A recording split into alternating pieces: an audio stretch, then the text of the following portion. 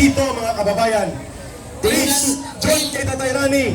Ang gustong sumama, sunduin po natin. Ayaw papasukin yung LED, kaya ngayon yung taong bayan susunduin po yung LED. Mga kababayan, Kaya mga kababayan, panawagan po natin. Dumami pa po tayo. Punuin po natin lalo ang talangkahan ng Senado para matapos na ang pagpapahirap at pagpapanluloko ng administrasyon ito. tama mga kababayan, ngayon sinusundo na po ang Para matapos na. at ang nakapasok na at magagamit natin sa ating programa mga kababayan. Ang dami na naglalakad na tao, guys. Grabe. Ay binibigyan namin ng respeto mula sa umpisa. May mga magpilas na po ang ating mga kababayan. May mga restaurants sa Visayas at Mindanao. And anytime today, maraming mga kababayan na po lalabas sa kanilang mga tahanan. Tapusin mag-respeto. At tapusin po natin ang laban. Pumunta kayo dito. Kuya Park! Takbo na sa Kuya Park. Yes! Wala ko nyo kami! Papasukan! Ayun, pinapasok guys kasing daming mga sumugod na tao. Yes! Ito na yung LED na sila. Bubuksan din pala eh. Pinapasok din. Kasi ang daming tao. Kahit kami sir, wala kami signal. Yes! Natakot sila, binuksan nila. Oh, natakot sila. Kasi papunta na doon yung mga tao. Ay, babalik na yung mga tao guys kasi yun lang yung susundan, yung LED. Ah, ako din napagod ako. Takbo din ako.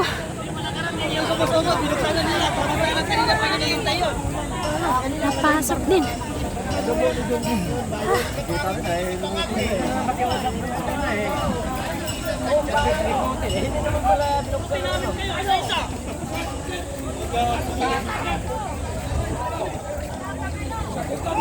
Huwag nila tayong sumukan dahil punong-puno na tayo.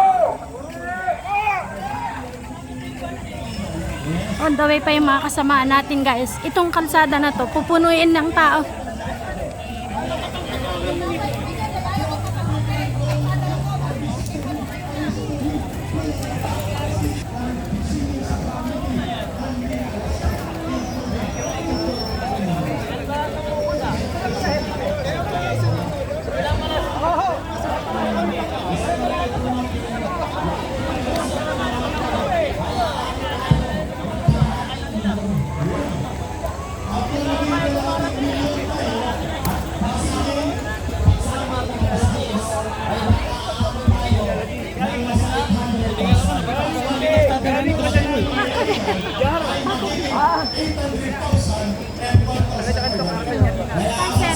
Ang masasabi ko na lang dyan, pasensya kayo. Bumaliktad ang panahon, pumabor sa amin, kami naman.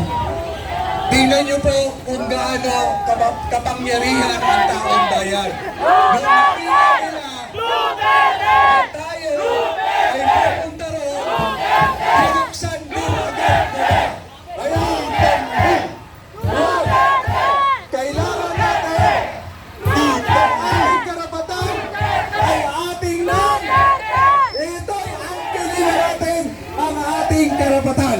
Ayun, maraming salamat, Councilor Tatay Rani. Thank you, General Aperin, for standing up for your words of negotiation. Maraming salamat, Brother Captain Ray. Before ko tawagin si supporters group, before kay Brother Onin, nandiyan na ba si Karen? Kung wala pa si Karen Kagambahan, tawagin natin muna si Onins. Onins, sana siya din.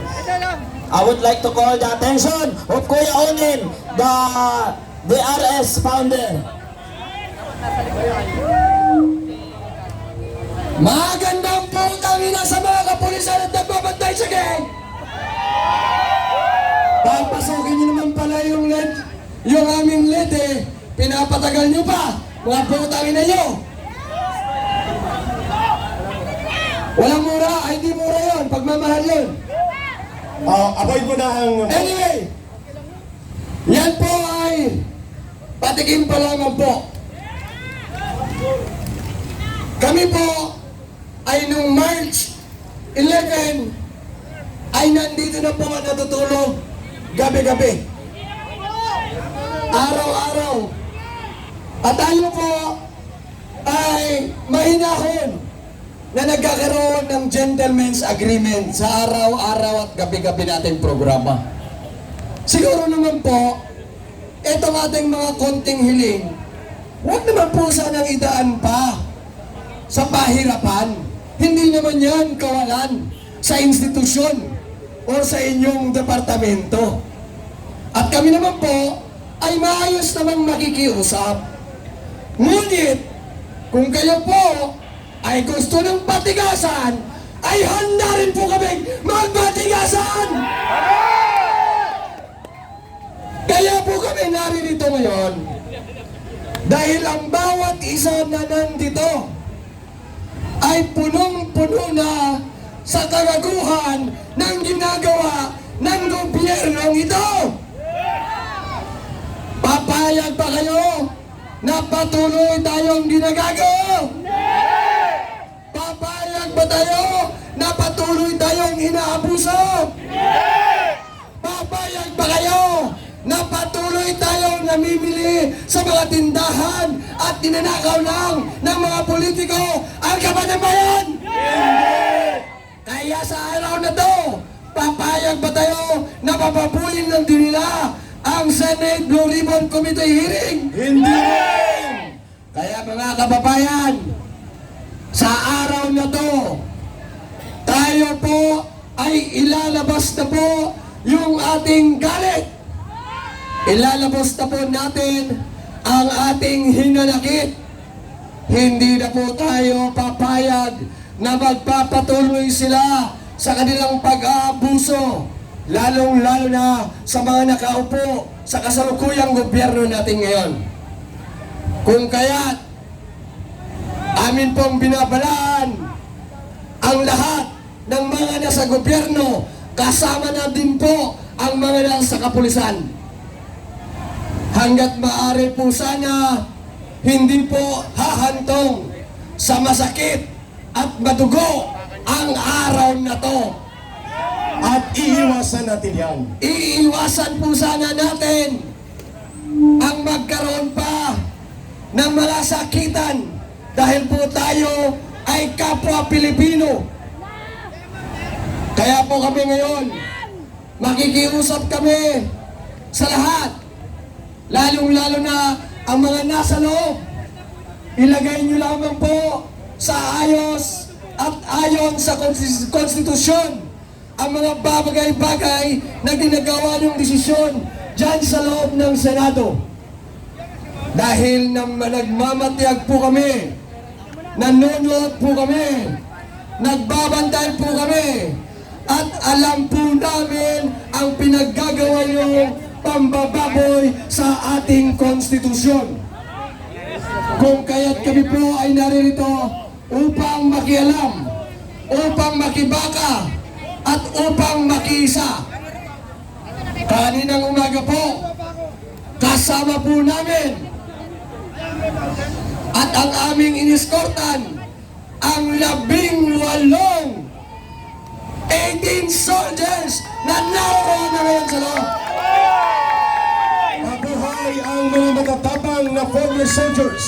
Kaya sa aking mga kasamahan, lalong-lalo na ang DRS Duterte Riders Supporters, maraming salamat po sa inyong serbisyo. At kay Tatay Rani at sa lahat ng mga kasabay namin kanina at sa mga brave 18 soldiers, kayo po ang susi. Kayo po ang magbubukas ng nakasaradong unawa ng mga mamamayang Pilipino na hindi pa nila alam, karamihan at hindi nakikialam sa mga usaping mga korupsyon na nagaganap sa ating bayan. Excuse Brother Onins, announcement mga kababayan. Sabayan niyo po si Kaelik, Brother Onins sa pagpalakpak. Nandyan na ang delegasyon mula sa batasan at Commonwealth area ng mga kapatiran. Panimulat na, simulan na, dumadagundong na ang lakas ng taong bayan mula sa kapatiran sa area ng Commonwealth at batasan.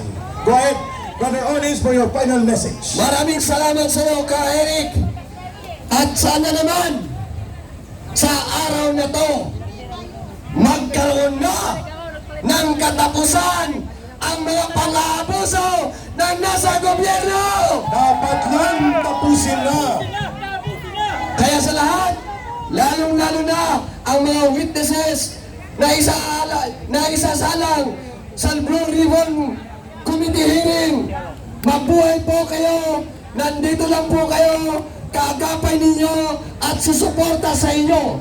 At sa lahat po ng naririto, maraming salamat po sa pagdalo at sa mga parating pa lamang. Thank you for your support and you for coming over. At sa mga nag-iisip, huwag na kayong magdalawang isip pa. Pumunta na po kayo rito sa harap ng Senado at sabay-sabay natin ipaglaban ang kapakanan ng bawat mamamayang Pilipino. Maraming salamat at mabuhay po tayong lahat.